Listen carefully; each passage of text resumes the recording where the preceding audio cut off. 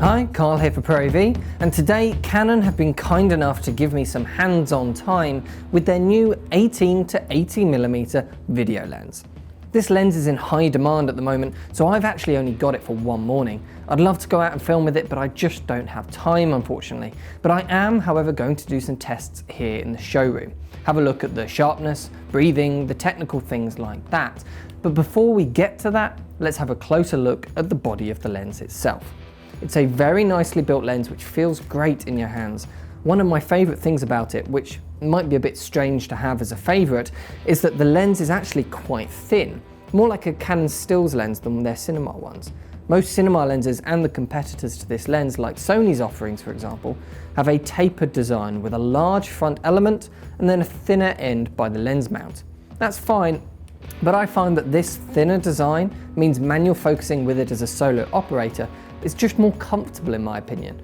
Although it has gears on the focus ring, it does seem like this is a lens that is designed to be used without a follow focus, either manually focusing by hand or using the fantastic autofocus on Canon's cameras.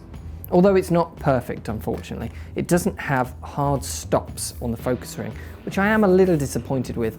It's certainly not a deal breaker though. I imagine it's because of a technical compromise on Canon's part, between a lens which focuses well manually and having fast, accurate autofocus.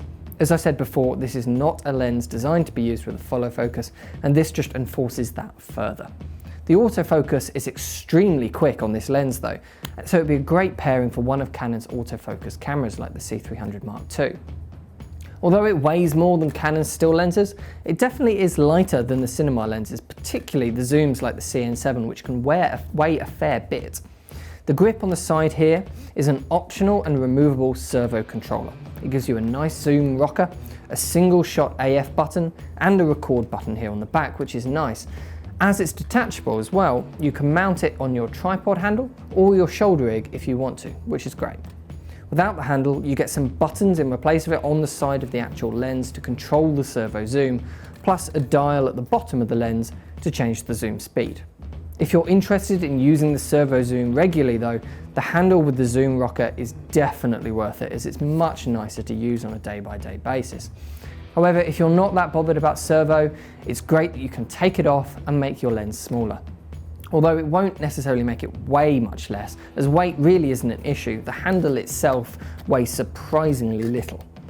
I didn't notice any breathing at all in my tests, and the lens is also parfocal, so you can do the age-old zoom in to check your focus trick. Plus, it means you can zoom in the middle of an interview, for example, and you know that your focus won't change.